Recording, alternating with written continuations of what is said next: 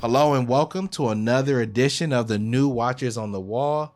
Incredibly excited about this episode from season 3, episode 1. What an episode, right? It was a really, really good episode. Really good episode.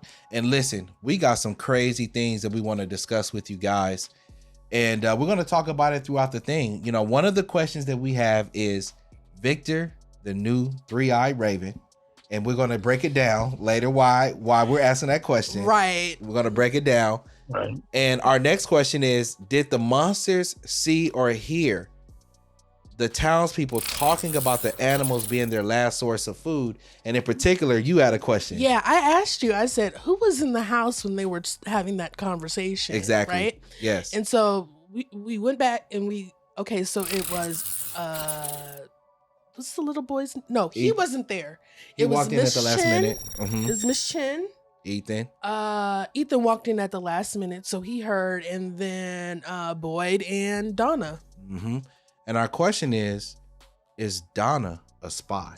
Because remember last season, that was a big thing about her being a spy, right? And I was like, no, he's just making, it's not, that's too obvious. Mm-hmm. You know, and Randall made it his mission to prove that she was a spy.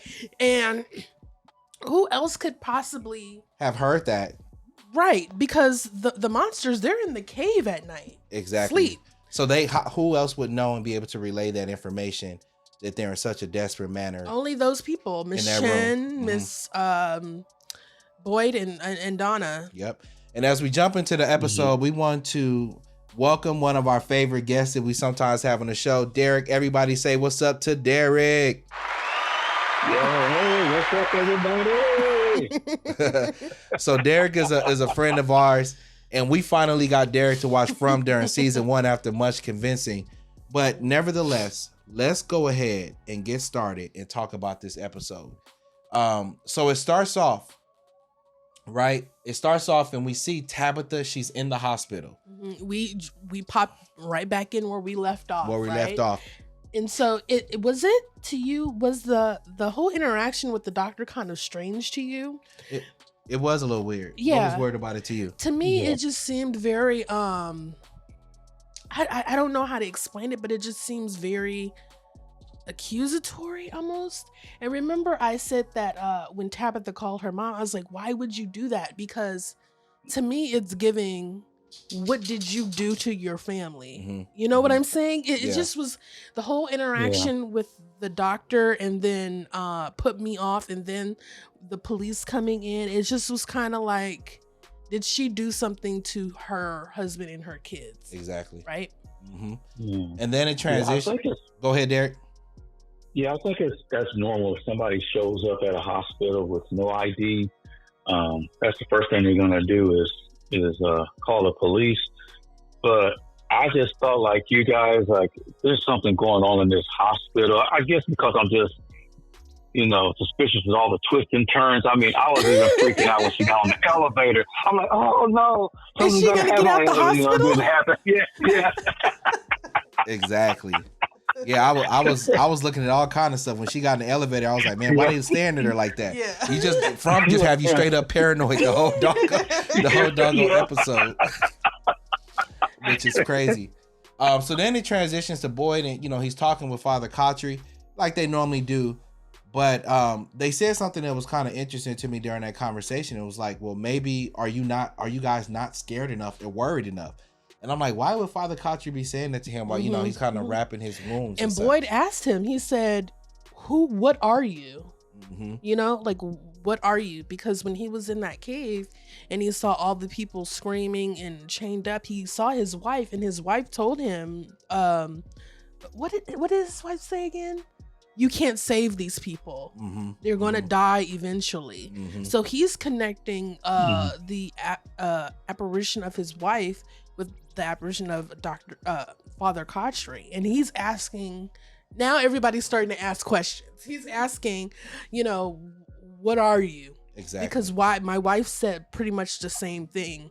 Like, you're not afraid enough. You're not. What is going on there? Yeah. And then it transitions to Ethan. He's been drugged back to the house from the forest because he went looking for his mother. And this causes Jim, I guess, to go into some type of frenzy or panic, because from that point, Jim decides he's going to leave his children again. Can we talk about, just for a second, how these people are just so, these are the most irresponsible parents I've ever seen in my life. They are so just willing just to be like, they're just so, what's the word? Lackadaisical with their children. Yeah, because think about it. What happened with when Tabitha initially, when what's her name, Sarah was trying to kill Ethan, she tricked her into going into the thing and she locked her in there. So there always is something's happening with their children where they're putting these children in these precarious situations. Them allowing their daughter to go live at Colony House when they first got there. And I'm sorry, I have to say this. Yeah. Of course, if we as a family, if we ended up in Fromville, I would, of course, be like, how did we get here? But my second thing that I would be thinking about once I saw that there was a Colony House and went in and seen all these people is what everybody in here, that's just me. Maybe I'm a pervert. Yeah. I don't know. But that's the first thing that I'm thinking about. Everybody is in here getting it down. You are not living here. Mm-hmm. You were like, no, that's not what I would be thinking if I came in here. You would be like, oh, there's just a bunch of rooms. And of course, I'm thinking, no, everybody at night when the moon comes up, there's just everybody's running around butt naked and doing it. Mm-hmm. That's you're not living here. I say all that to say is they're just too lackadaisical in an unfamiliar place. Yeah. With their children. They're so willing to just leave their children with these people that they don't know. Tabitha's willing to just go off on her own side quest to this lighthouse. And then Jim, knowing that the wife is gone, decides, I'm going to do it too. Yeah, what? Which is really weird. Like that would have been, I would have been very hard pressed to leave my family behind. There's no grown up telling him, why are you leaving your kids? Behind. Your wife is already gone. Yeah. They need one parent here. It's crazy. Nobody's telling him that. Yeah.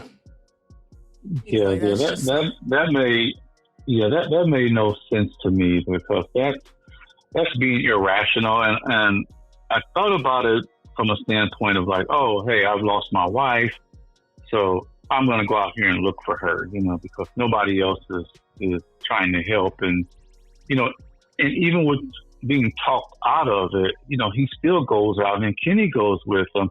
And then once he gets out there, he realizes, oh, Tabitha wouldn't have wanted me to be out here. Oh, shit. Dude, like, really? Like, you didn't think about that before you went out? Yeah, crazy, right? Into the woods? I was thinking, like, maybe that's a male thing, because a lot of times men are like, feel lost without their wives being there, because it's just like the wife is like a stability force of, the wife knows where everything is, knows everything about her kids, knows you know what I'm saying? Yeah. Even if the father is super involved, there's just something about a wife and a mom that kind of just knows stuff. Yeah. And but the flip side to that though is a man is supposed to be a protector of his family. And so how do you rationalize put in your mind that it's okay for you then to leave these two minor children, especially a very young boy? I don't think men think like that. I think men think, when they think of protection, I think the first thing that they think of is their wives, because that's their first. Nah, I mean, that is true. So you wouldn't go look after me? No. Yeah. No? Wait, let no? me break it down. No. Because I would like I said, this podcast is saving our Let me break it down.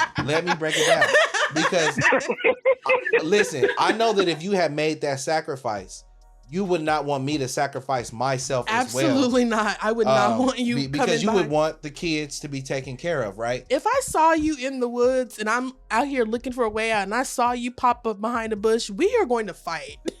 We're fighting. I'm just keeping it 1,000. Like, to me, I don't care what nobody say. That mess was reckless, right? Really reckless. So this is when Kenny decides to go with him.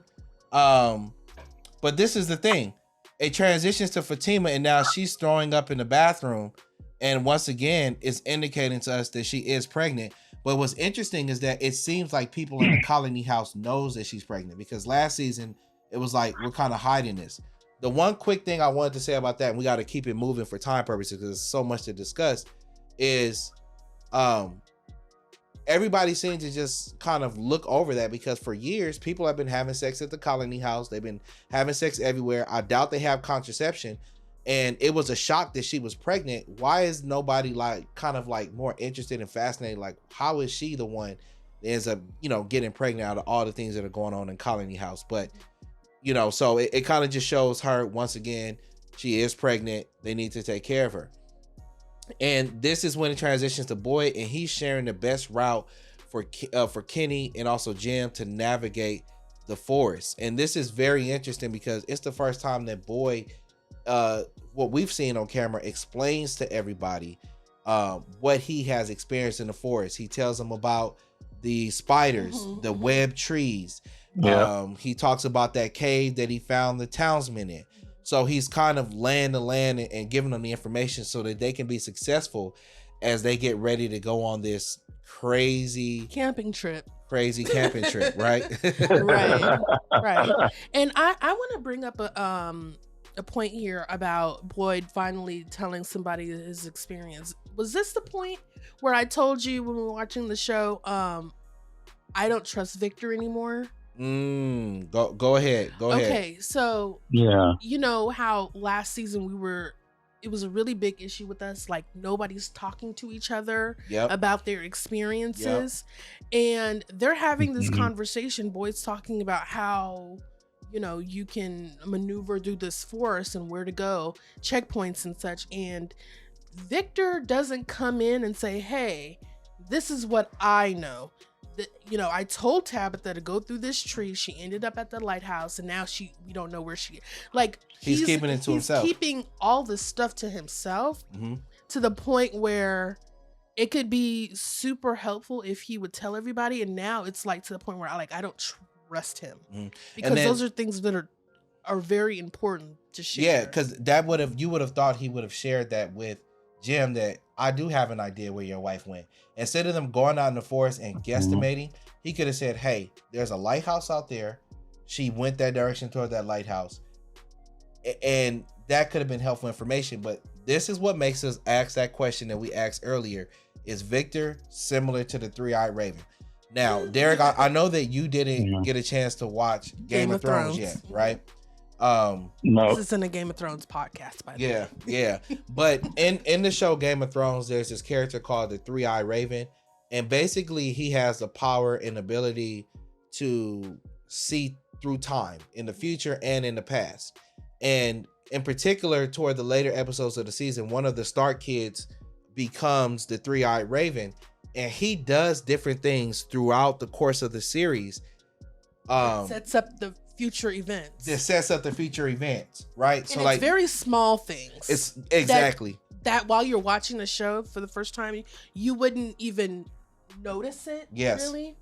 And like, for just to give a quick example, Derek, one of the things that she does is the main enemy in the show is the Night King. He gives the person that kills the Night King a dagger several seasons before the Night King gets killed. So he's doing these different things and kind of leading bread trails along that creates the future. Does that make sense? It's like he knows the future, so he can do small things to help manipulate the future. And what we wondered was, is Victor doing something similar to that? Giving Tabitha the little bits of information, go to the lighthouse. His lunchbox. Giving her the lunchbox. Because he knows his address is in the lunchbox. Telling Jade about the music and the violin. Giving Ethan the coat. Predicting all of these different things and giving the kind of almost narrating the story, and other people don't know that he's doing it. I just thought of that. He kept Randall from taking the goat. He kept Randall from taking the goat. He had a gun. He had a gun, right? So we're wondering, does he know things? Oh, also, Victor was the only person that survived the previous town where everybody in the town got wiped out before, right? And the question is, how many times has the town been wiped out, right? And there was this movie that I watched. What did I say the name of the movie was? Was it Interstellar? Not Interstellar. No. It was a movie with Tom Cruise where he was fighting aliens. And every time the humans would beat the aliens had the ability to go back in time And now they knew how the humans would defeat them, and then they would change things so that the humans couldn't win. And I'm kind of wondering, is something like that happening in Fromville right now? Because, and we're getting a little bit ahead of ourselves, the monsters are evolving, right? And before, if you remember, earlier on seasons, they said that initially the monsters didn't talk. They just yelled and screeched. Right. And then initially the monsters couldn't take human form. They were just monsters. And then they started to evolve. And it's making me wonder, how many times has this cycle gone through in Fromville? And could that be a reason why Victor seems to know so much and is able to kind of push the story along a little bit, so to speak? Yeah, I think he may be the key to them getting out. Exactly. Because he is so interconnected to everything. And remember, he's been there since he was a child. Exactly. And he directed Tabitha to that lighthouse, gave her that mailbox. And then she opens the lunchbox, lunchbox, and there's an address in there. Exactly. And so, I think as a season plays out, you're going to see the key role that Victor is actually playing. No, I agree 100%. Yeah. And I think that there's things that he knows. And a lot of times we were like, why won't he share that? I think he knows that if he shares it, it will impact the outcome of the events that are supposed to happen. Because Victor still hasn't shared a lot of things that he knows. Like, why wouldn't he tell everybody in the town that all we got to do is go to the lighthouse and jump out the lighthouse? There's something there, right? So does Victor know that that's what it is? Or that you're being pushed, that they push you out? Or I don't know. But he knows that the lighthouse is the key. Is the key to something, and it's very significant, right? So then it transitions to Jim, and he's in a bar. He is going completely mad. You know, he's been seeing things. He's been drawing those things. I don't think he's mad. I think he's just drunk. Yeah, he's drunk and then trying to figure things out. And it transitions to Tabitha, and now she's escaped the hospital. She's outside. It looks like there's a small farmer's market going on. And she does something really interesting to us at that point. She asks somebody to use their cell phone. And when she did that, when I was initially watching the episode, I was like, oh shit, she's about to try to call Jim.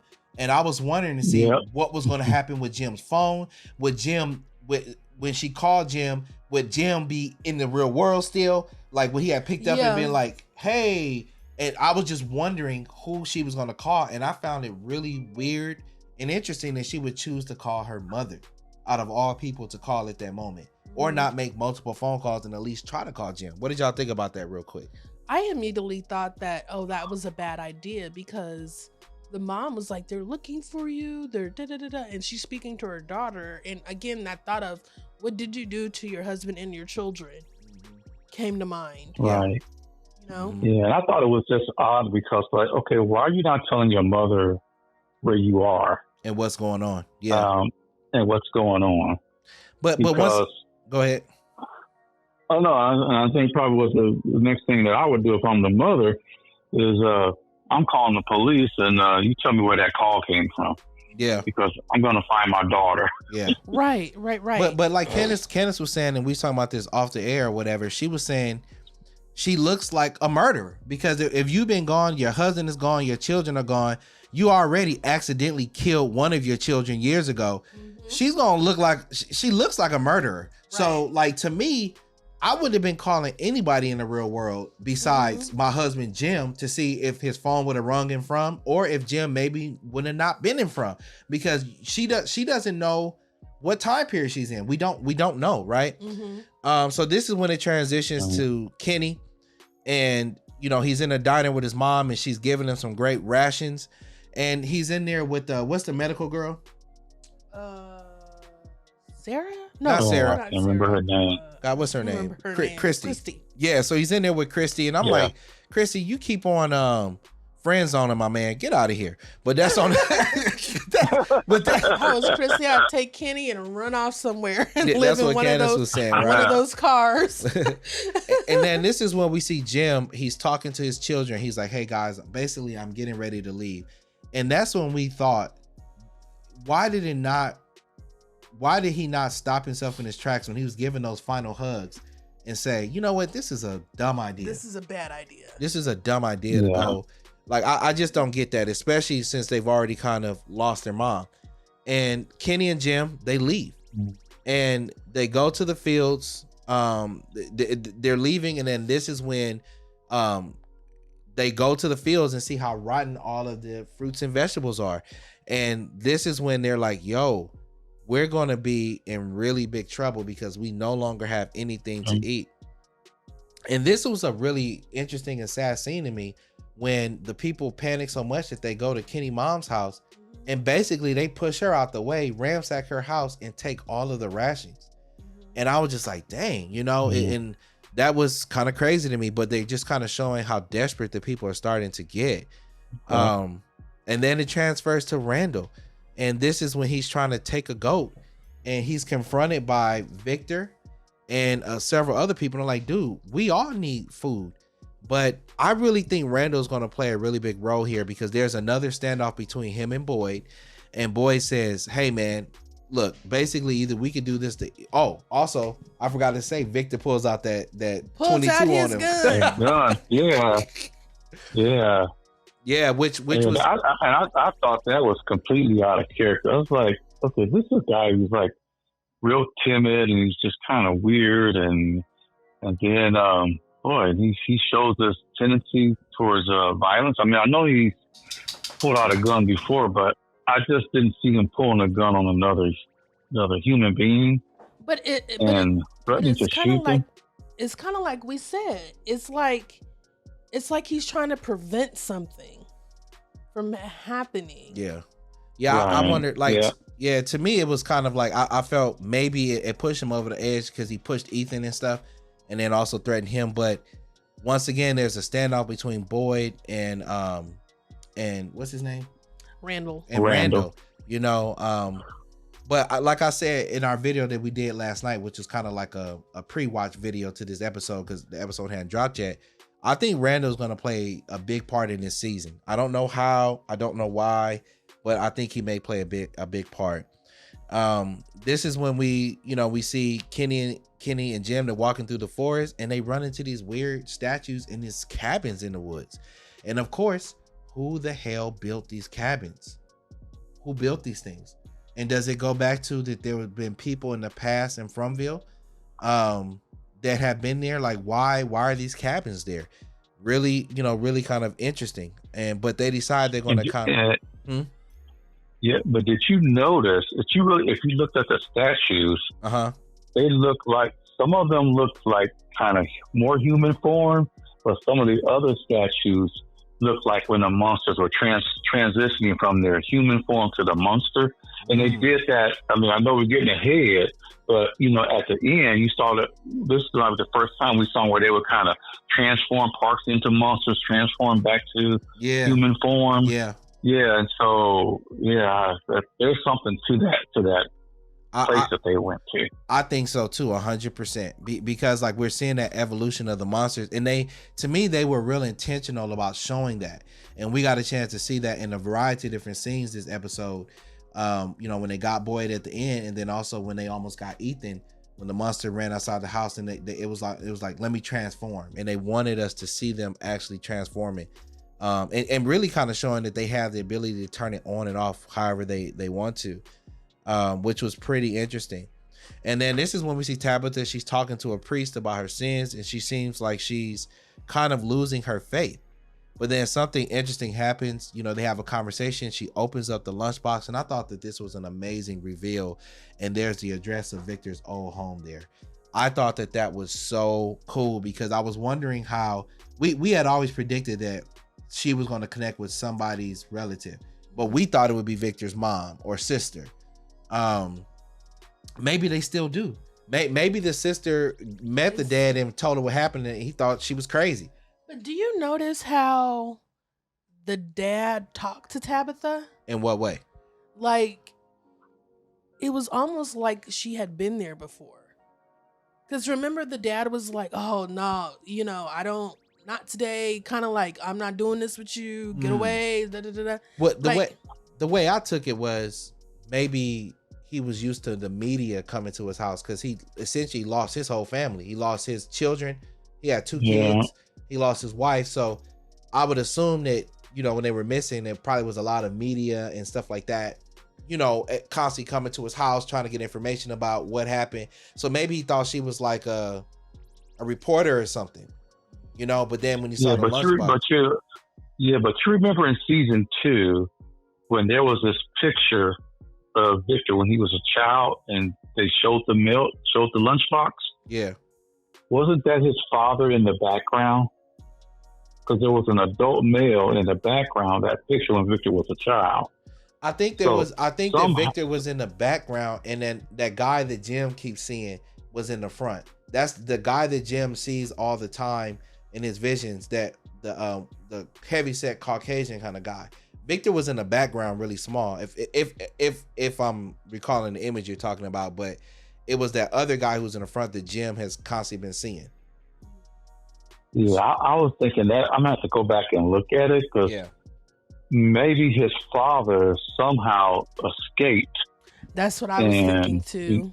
And so then he sees that, he's like, "Oh gosh, you know, this is coming back to me," and he's like, "I don't want to be bothered. I'm trying to move on." That's interesting. Yeah. Wow. Okay. Yeah. Maybe if I watch it again, I might see that. Okay. Yeah. So I don't know what episode that was. Was that season 1 or 2? That was season 2 where Jim was doing a picture. That was season 2 when Jim was doing all the research. Yeah, where Jim was doing all that research. He was like, and he was showing it to Tabitha, like, that's Victor in the background, not just a lunchbox. That's Victor. So then it transitions back to Elgin, who's having a nightmare, and that Fatima. Well, we thought it looked like Fatima, but when we see it in this episode, it doesn't really look like her. Strangles him, you know, attempts to strangle him again, but then we see that it's actually him sleeping and kind of having a nightmare again. And this is interesting to me, man, because I don't know how, but I think we're going to find out and we said this a long time ago, Elgin is somehow related to them.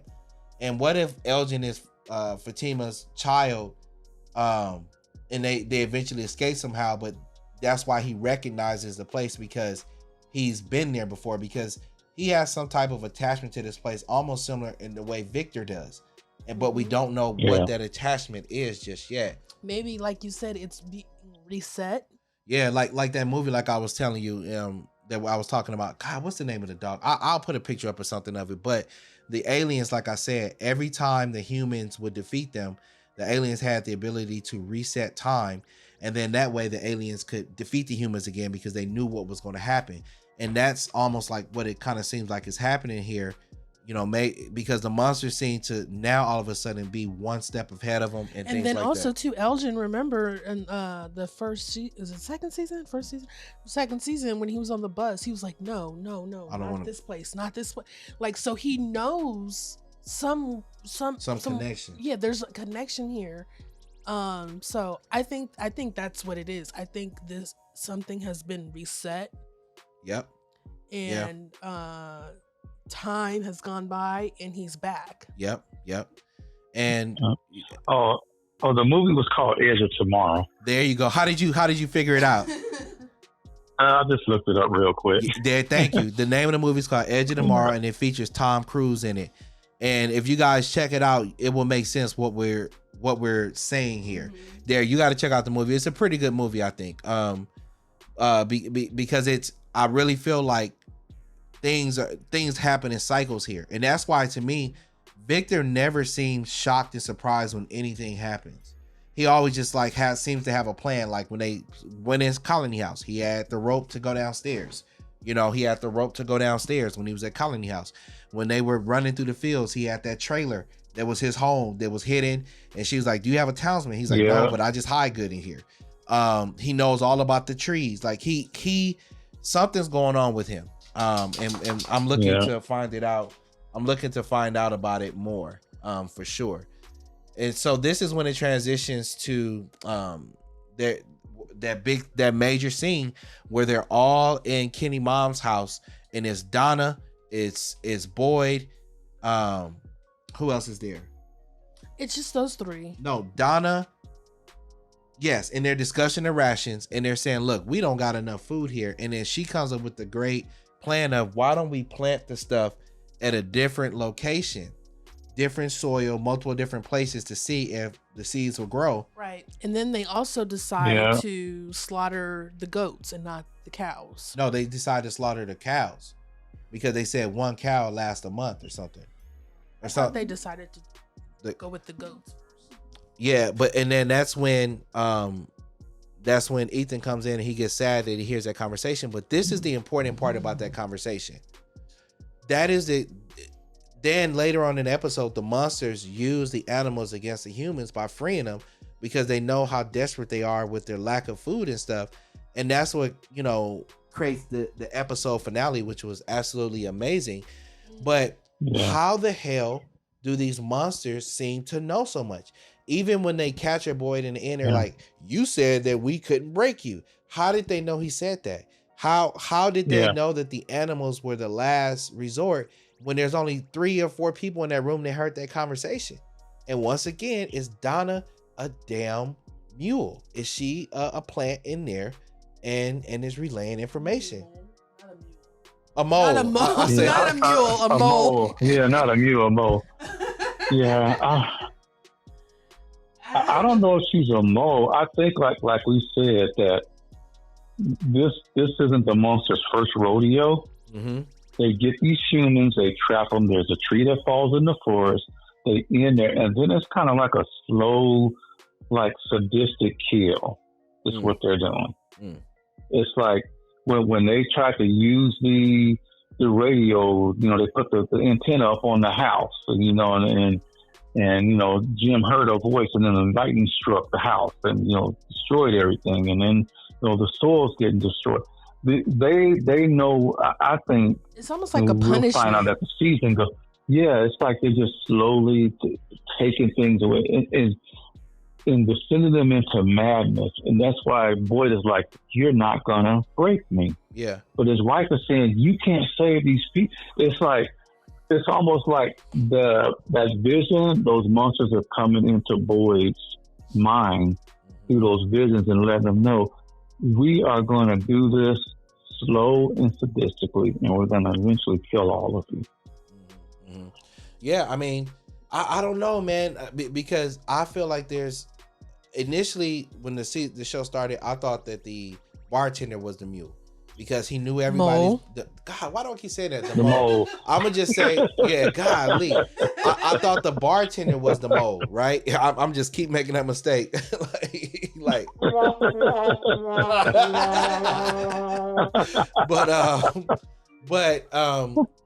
But then he got killed, and we've heard people on the radio saying your wife shouldn't be digging that hole. So somebody's watching them. Somebody's relaying information. I don't know if Donna knew that she was digging that hole. Did he share the information with Donna? I don't know. With her husband? Yeah. No, with Donna or anybody. But to me, I don't think Boyd knew that. Yeah. To me, there's these monsters and whatever's going on. They know too much. But maybe we'll find out more about what's going on with that, because I definitely think that's going to be amazing. So this is when it kind of leads to, did we talk about them being in the cabins? Oh, so then this is when it transitions to the monsters releasing the animals. And I was like, wow, amazing, good idea for them. But then also, I don't think we had never seen how the animals were actually housed every night. But to me, I was like, why is it that nobody lives closer to the animals to keep an eye on them at night?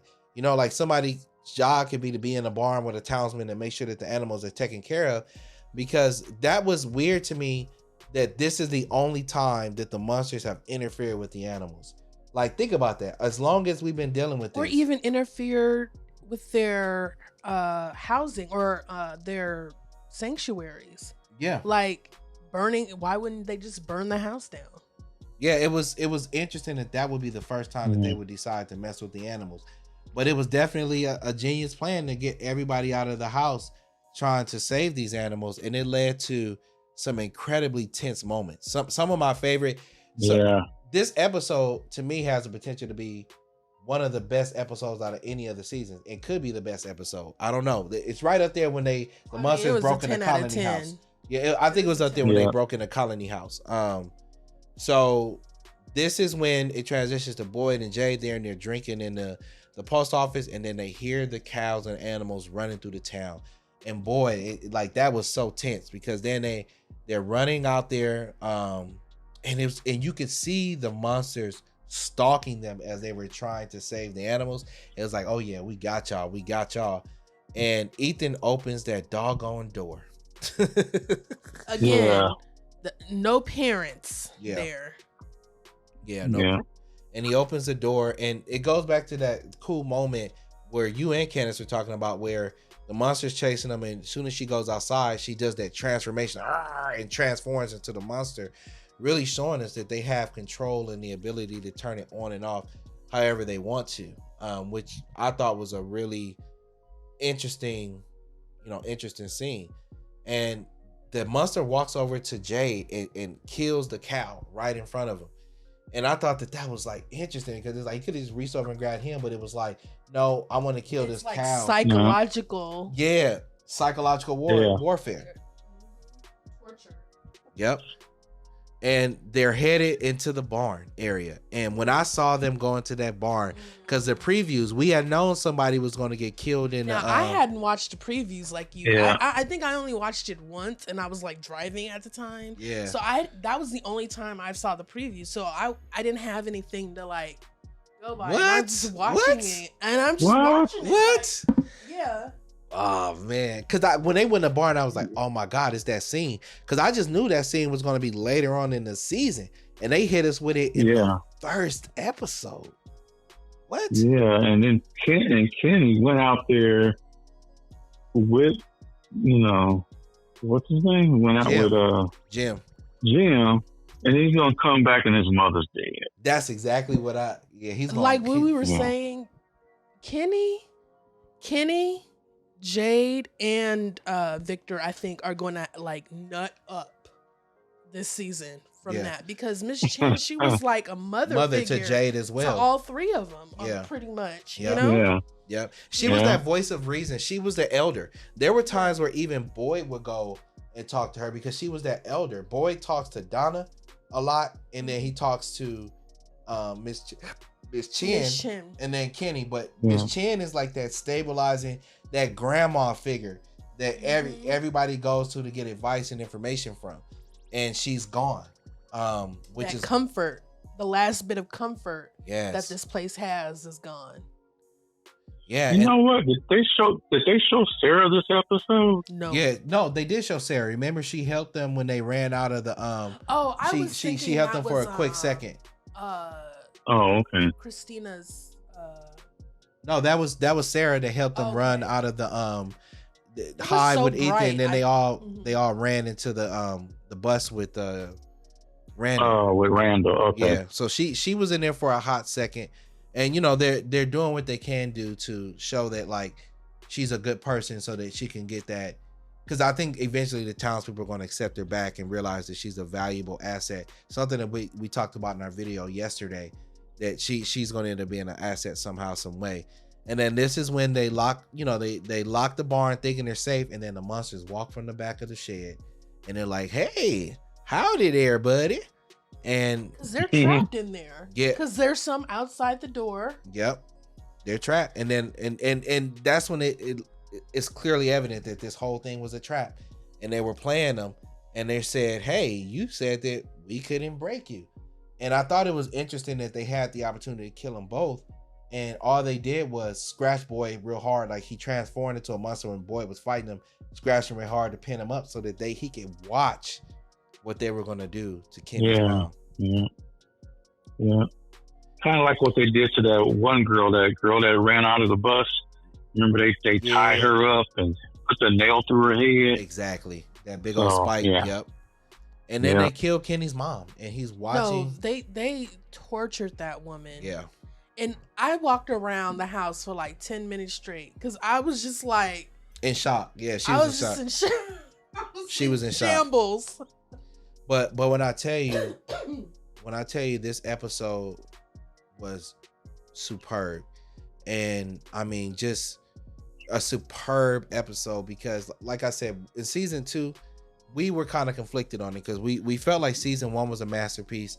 Season 2 left some to be desired, but we felt like season 3 was gonna knock it out the park. And it's like a sophomore slump. You know how when people do albums, the sophomore album is usually kind of like it's very divisive. Yeah, it's kind of like that. But it was great. It was a great episode. What are you guys looking forward to seeing in episode 2? I want to see what's going to go on between Tabitha and Victor's father, because that was Victor's father, right? Yeah. So I want to see, what they're going to talk about, because I mean, that's just going to be interesting to me. And I have a feeling he's not going to really want to help her. What makes you say that? Because a lot of times,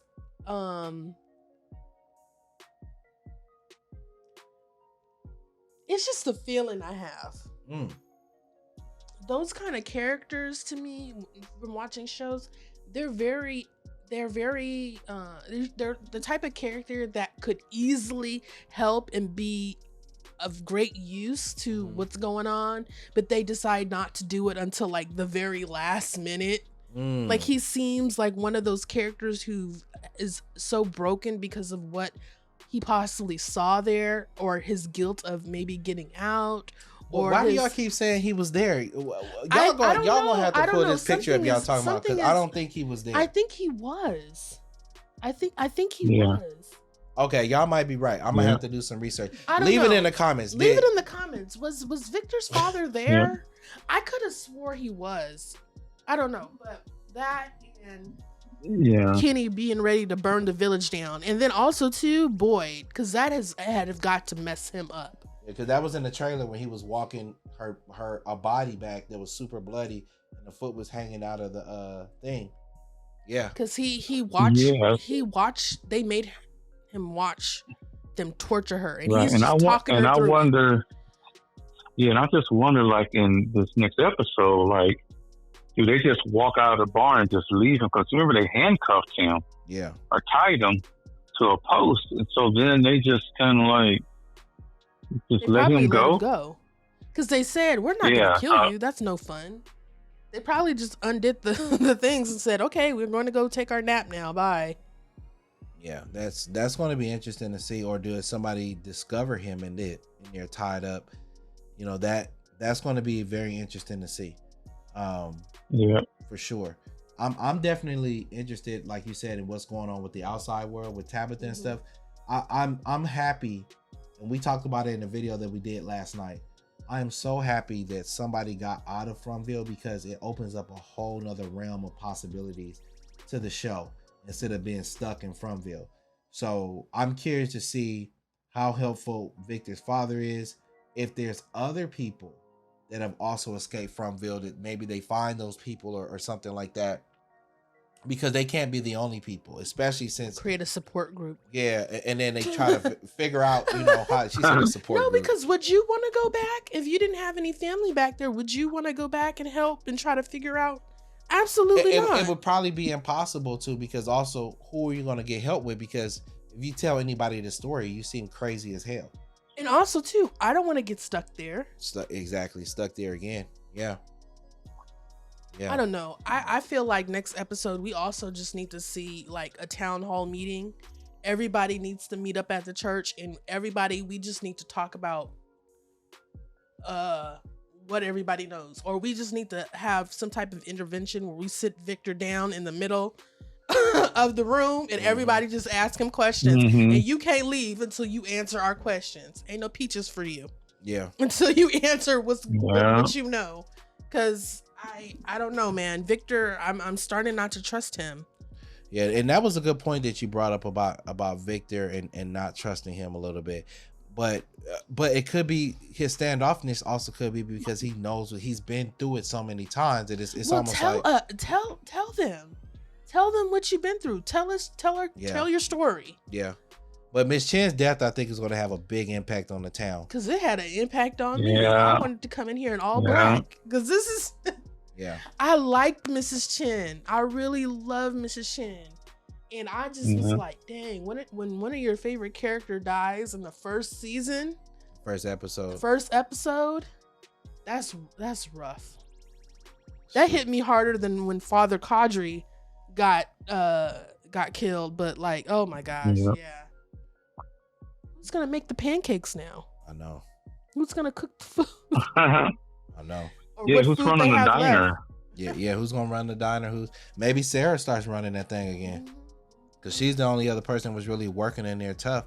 Oh, and one other thing that I would do, Mrs. Chen, she should have had a gun to protect the rations. There's a couple people who needed guns, Boyd, Kenny, and then Mrs. Chen, because she had control over the food. I agree. And when they went into the forest, when I was sitting there when I watched it the second time this morning, and they were sitting in the cabin, and something was walking around the cabin and making noise. Only Kenny was able to pull out a gun. I'm like, why didn't they give Jim? You guys, they had limited guns. They have mini guns, because you remember old boy was packing the closet with the gun in episode 2. They had at least 6-7 guns. They had rifles. They had all kind of stuff. They should have gave Jim and them, a weapon too. But are they gonna run out of bullets?